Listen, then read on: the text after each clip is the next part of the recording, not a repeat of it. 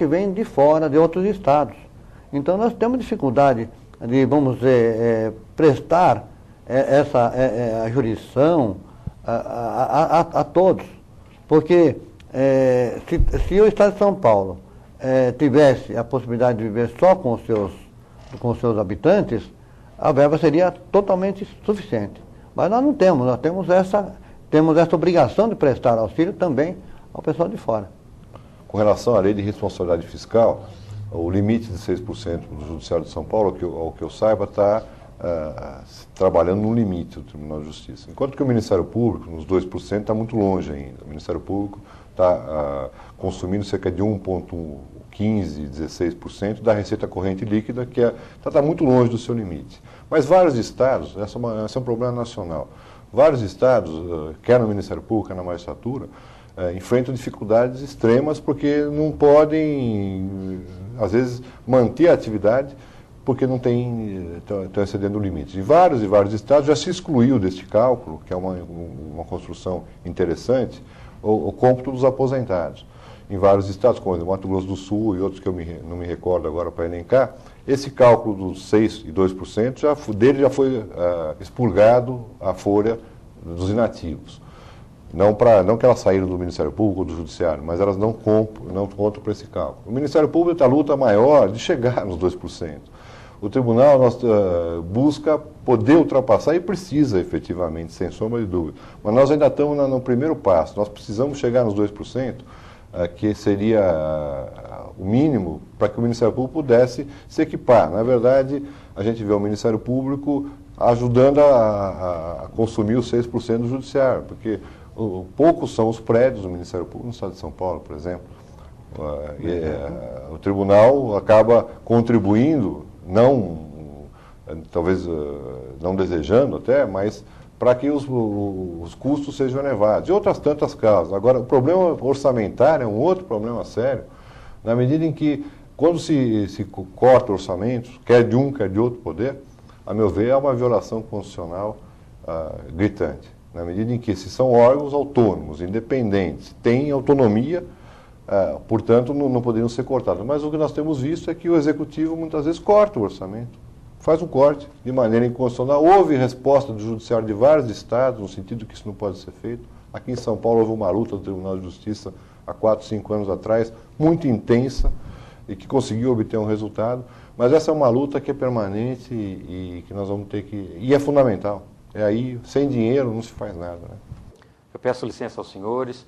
Nós vamos para um rápido intervalo e já voltamos. Uma vez mais, você está frente a frente com a Justiça e hoje com a participação do presidente da PAMAGES, Dr. Sebastião Amorim, e o presidente da Associação Paulista do Ministério Público, Dr. João Antônio Garreta Prates.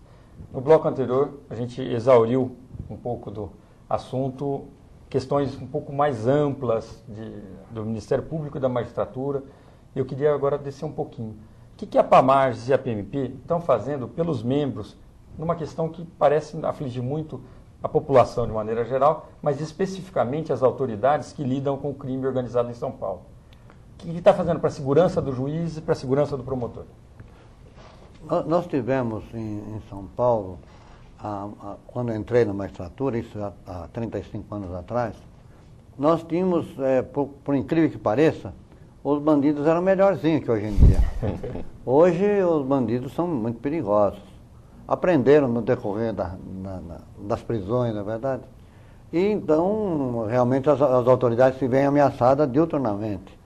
Hoje em dia, não se ataca só o cidadão, se ataca a autoridade em si. Nós tivemos um caso de um colega há pouco tempo, que só porque ele tinha carteira de juiz, ele foi atirado, na verdade.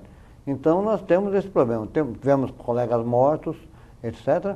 Então, resolvemos na PAMAGES agora, evidentemente que vai depender do referendo da Assembleia, a criação de um departamento de segurança do magistrado.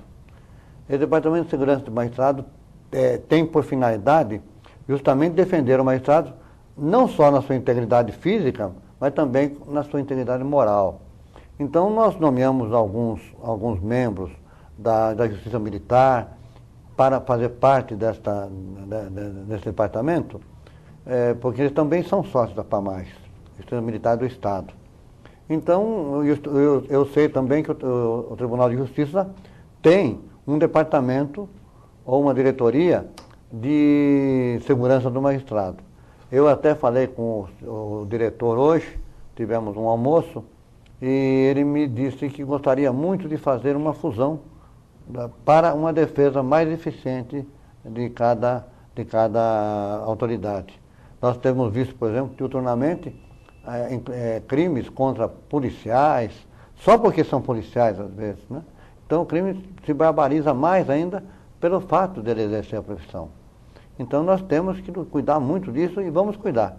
O departamento já está funcionando, já tivemos alguns casos que passamos para eles, e eu tenho a impressão que isso vai ajudar bastante no combate a essa onda de perseguição aos poderes públicos.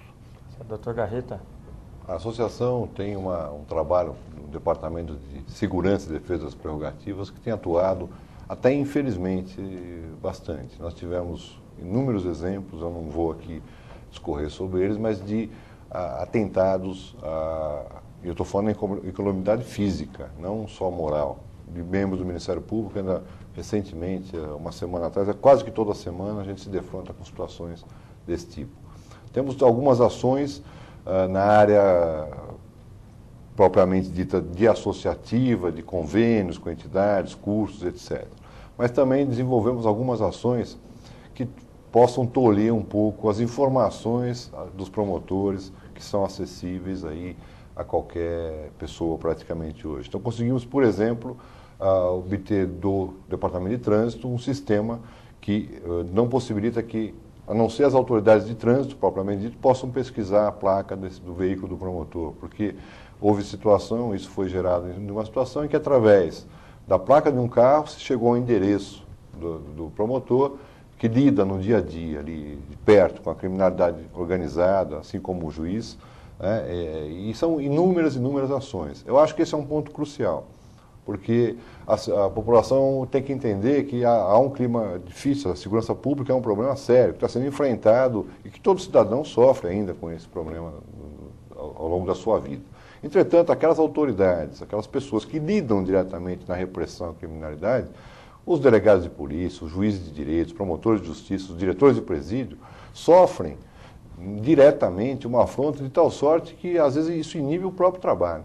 Então, essa preocupação das entidades de classes e da nossa gestão aqui talvez seja maior. Aquilo que mais nos deixa preocupado é que o promotor, e no caso a PAMARS demonstrando esse caminho, que o juiz se sinta intimidado para trabalhar. Ora, é preciso que ele tenha segurança, tanto um quanto o outro, para que ele possa acusar um marginal, para que ele possa decidir que aquele marginal tem que ser preso. Se a gente não tiver, se as instituições não derem essa proteção, não atuarão. O juiz não terá medo de condenar, porque ele vai para casa sozinho, a sua família mora na cidade, o promotor vai fazer uma acusação contra um criminoso, ele tem que ter algum respaldo. Eu acho que tanto uma quanto outra carreira são muito deficientes nesse aspecto. As associações buscam suprir, não é papel só da associação, não é papel da entidade de classe propiciar segurança, seria papel do Tribunal de Justiça, da Procuradoria-Geral de Justiça.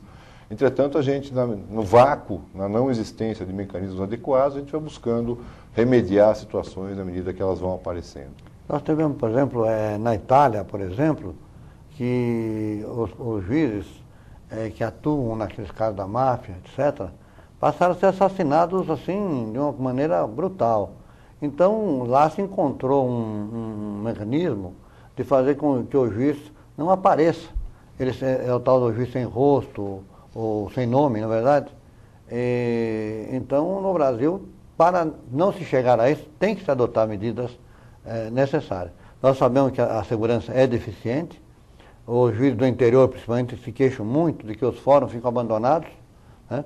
E quantas vezes, eu trabalhei em Osasco, por exemplo, alguns anos atrás, quantas vezes eu era obrigado a enfrentar criminosos de frente a frente, porque não tinha ninguém para me proteger. Então isso intimida o juiz. Queira ou não queira, ele é humano, né? Então, e para isso que nós temos que batalhar, para que o Estado entenda que certas autoridades têm o direito ou a prerrogativa de serem melhor equacionado o problema de defesa dele. Agora, um problema que é um pouco incidental, não sei como é que as associações poderiam ajudar, mas que a gente vê uma queixa muito grande da população, é no transporte de preso para a audiência. A gente já mobiliza um aparato que às vezes poderia estar ajudando no trânsito, podia estar ajudando no combate à criminalidade, mobiliza-se um aparato gigantesco para transportar o preso, às vezes de Itirapina para ser ouvido aqui no Fórum da Barra Funda. O senhor não acha que seria um caminho a videoconferência, por exemplo, para